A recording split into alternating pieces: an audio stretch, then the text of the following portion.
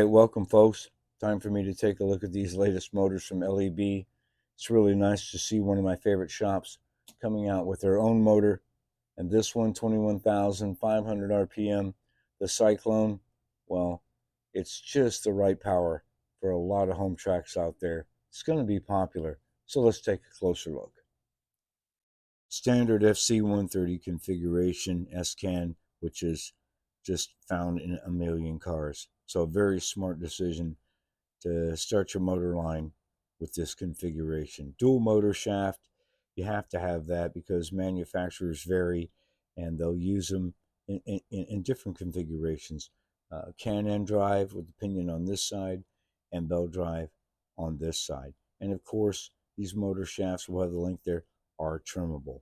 And speaking of that, I think it's a nice little addition here that LEB printed this card out, on the back of the package and on the website, talking about trimming the motor shaft length for specifically the Carrera Digital 132. But that goes without saying for a lot of other cars out there, and you advanced tuners out there, you know all about that. And 2mm motor shaft, so all your pinions are going to fit it. No changes there. And of course, we have our pre-tapped motor mount holes right there, and your standard motor screws fit that as well. Anyway, like I said, looking forward to this. I'm glad to see them coming out with their own motor. Anyway, let's get after the data and then in the cars.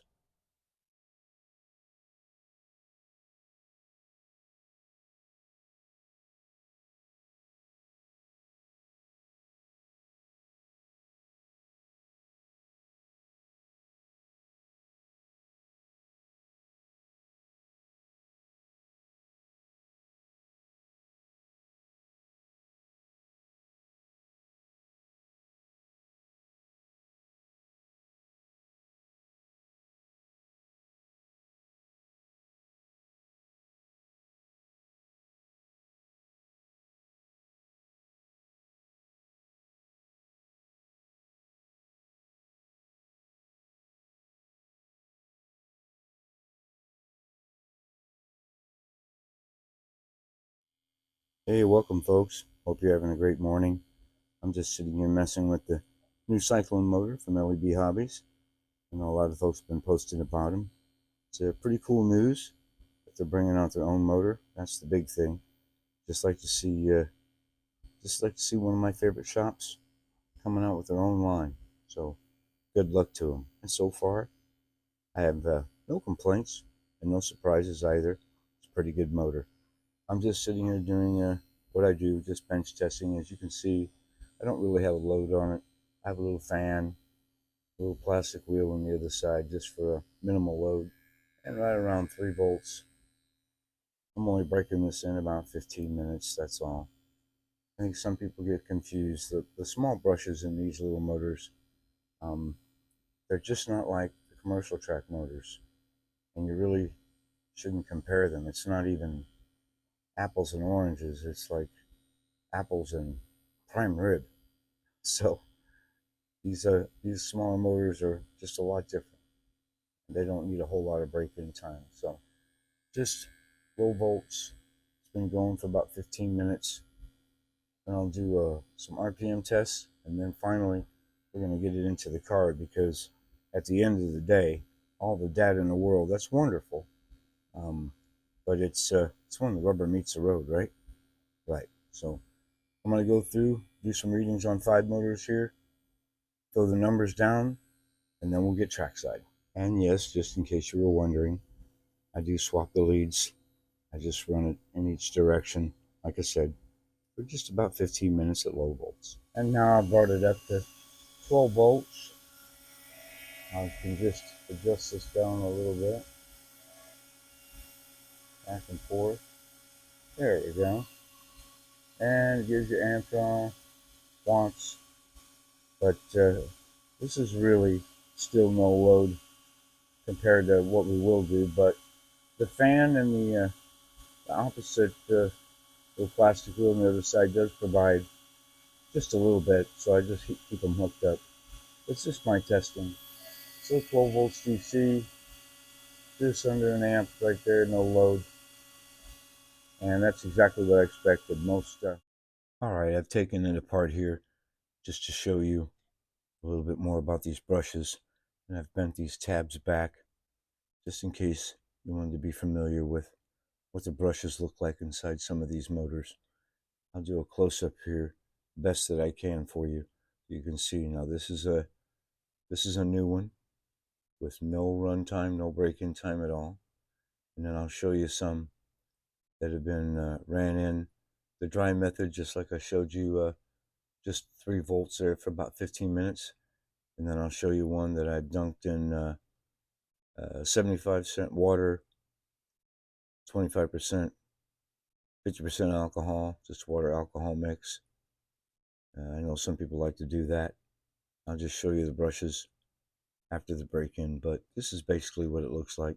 Now I've bent these, so uh, I'll try to bend them back, see if the motor works. If not, hey, we sacrifice these things for you guys, right? Of course. Anyhow, no changes on the inside, nothing surprising with these motors. They're all very, very similar in design. You have different magnets. You have different winds for speed, different laminate stack, but that's basically what they look like. Just something interesting I don't see often is this adhesive here right around where the windings end at the comm. Got some adhesive there. These other motors, the Piranha, Slotted, Orange and Bell, Predator, they don't have that. Just different configurations from factories. Just something interesting, thought you might like to know.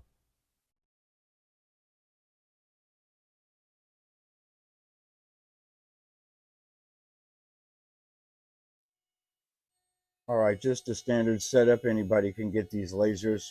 They work really well. I've had them calibrated. It's surprisingly how inexpensive these things are. But just a basic rig here with a disc, reflective tape, and have the power supply over here set. It's right at 12. You can see the amp draw. This is no load, of course. So we're at 12 volts. We'll give it a shot here. Yep. Yeah, no surprises. And this is the motor that was broken down. Put it back together again. So looking good. We'll swap the leads. We'll get another test. And then we'll go on to the other 4 motors. And here we go with the lead swap. We'll just do this one motor just to see the difference. Not very much, just a little bit. So it's about as close to zero timing with these little motors as you can get. They all have a variance. Again, nothing unexpected. So there we have it. As I go through and I test the motors, I'm just writing down the info here on an index card, and then on the label here I just put the same. I put the motor back in the bag and put it on the hook over there for future use. But for the 2 main test motors that I've been using, wet and dry, and breaking them apart, I've just wrote the data here on the can. Just helps remind me which is which, because yeah, the getting old thing.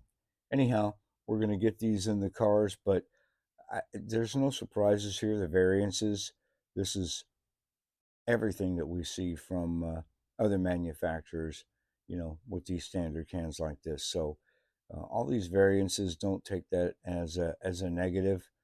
You'll find out when you do your own testing that it's just normal. Anyhow, let's get them in the cars.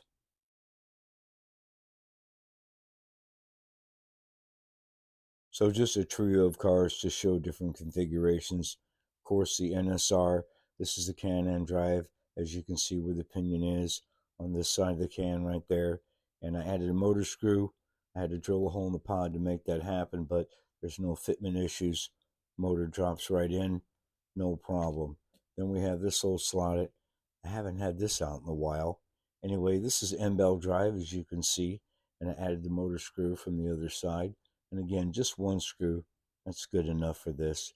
It holds it nice and secure, no fitment issues again. And finally, the Carrera inline vet just snaps right in, no problem at all. So anyway, there we go.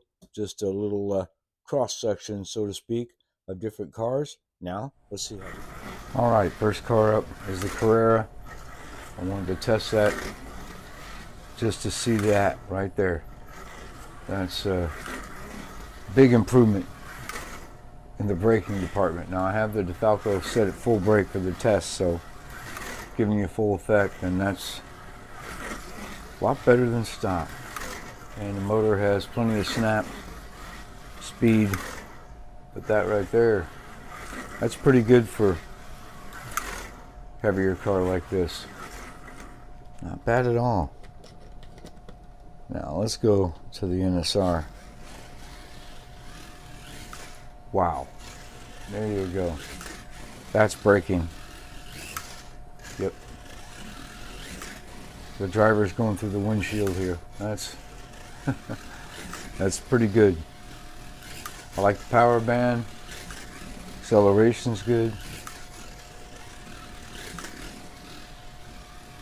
I've tested a lot of motors, and this is a good one. I've done extensive tests, time tests, letting it run, etc. Brush brake in. You know, it's no worse, no better. It's a good motor. It should stand the test of time for most of us home racers out there, and even the big pros,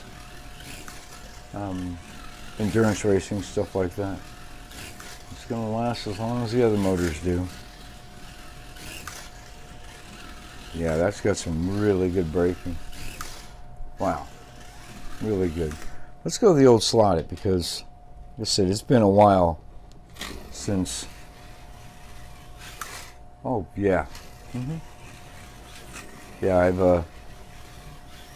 I put some new Ultra grips on the back, some fresh rubber, and